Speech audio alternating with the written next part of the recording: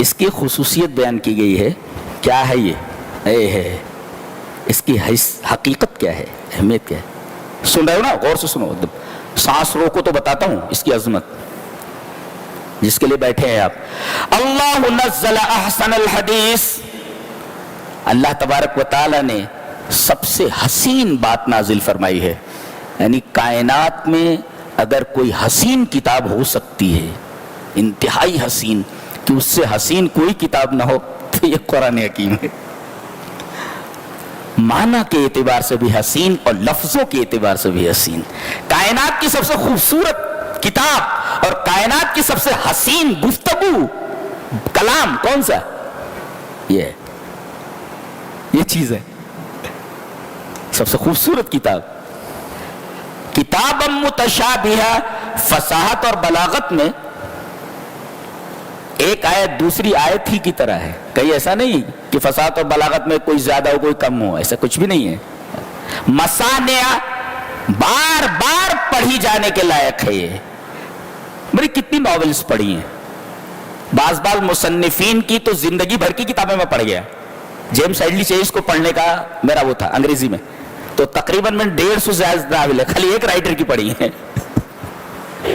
Writer کی انگریزی میں 3 ناولز بڑے بڑے. جیمس ہیڈلی چیز ہے، جیمس کوک ہے، رابرٹ لڈلم ہے، جیمنی کانٹینٹ، جو بہت بڑے بڑے ادبا کو میں نے پڑھا ہے انگلش میں. لیکن ایک کتاب پڑھنے کے بعد دوبارہ اس کتاب کو پڑھنے کا جی نہیں کہتا ہے.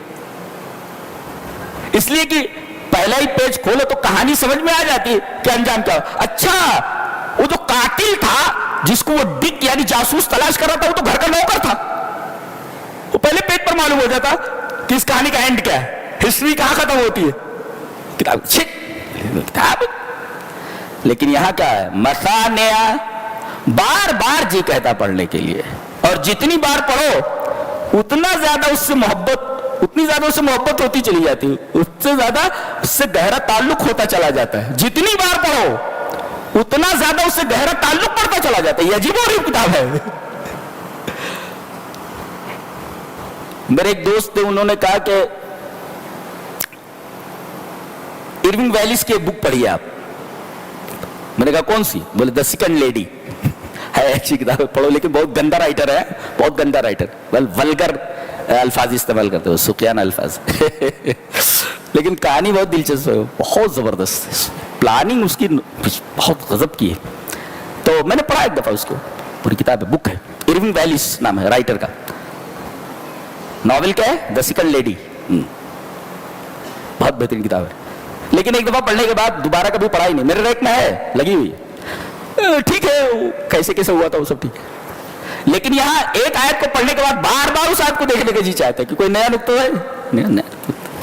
تو اللہ نزل احسن الحدیث، سب سے پیاری کتاب دنیا میں، سب سے حسین کتاب یہ. فصاحت اور بلاغت میں ایک آیت دوسرے آیت کی بالکل مماثل ہے، متشابہ. مثانیہ، بار بار پڑھنے کو جی چاہتا ہے. 2 چیزیں، آیات عذاب پڑھ کر جو اللہ سے ڈرتے ہیں ان کے رونگٹے کھڑے ہو جاتے ہیں، اور آیات وعد پڑھ کر، وعدے کی آیتیں پڑھ کر ان کے دل نرم ہو جاتے ہیں. گویا کہ اس کتاب میں 2 چیزیں ہیں، ایک ڈرانے کی آیات عذاب اور ایک ہے خوشخبری کی آیات. تو تقشعر منہ جلود الذین یخشون ربہم، جب آیات عذاب آتی ہیں تو رونگٹے کھڑے ہو جاتے ہیں.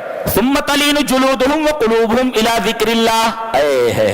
اور جب آیات وعد آتی ہیں، اللہ نے یہ وعدے کیے ہیں اپنے بندوں سے، جنت، جوانی ہمیشہ کے لیے، بڑھاپا نہیں ہے وہاں موت نہیں ہے، وہاں ایسی ایسی نعمتیں کہ آدمی سوچ بھی نہیں سکتا. یہ ساری جب آیات آتی ہیں تو بہت اچھا لگتا ہے، بہت مزہ آتا ہے، دل کو سکون ملتا ہے، دل نرم ہو جاتا ہے.